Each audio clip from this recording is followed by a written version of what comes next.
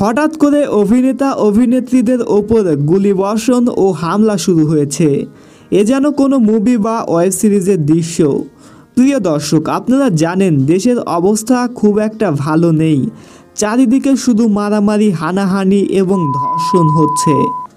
এমন সময়ে অভিনেতা আজিজুর রহমান আজাদের বাসায় ঢুকে একদল হামলা চালায়। তাদের কাছে পিস্তল ছিল এবং পিস্তল তাক করে তারা আজাদের ওপর ঝাঁপিয়ে পড়ে। এক পর্যায়ে আজাদের স্ত্রী সাহায্যের জন্য এগিয়ে এলে দুর্বৃত্তরা দুজনের ওপর 11 রাউন্ড গুলি চালায়।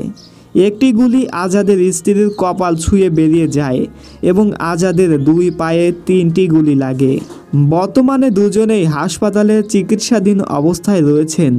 এখন কেউ কেউ বলছেন যে কোটা আন্দোলনের সময় এই সাহসী অভিনেতা দেশের মানুষের শান্তি প্রতিষ্ঠার জন্য ফেসবুকে পোস্ট করেছেন, আর এজন্যই নাকি ঘটনাটি ঘটেছে।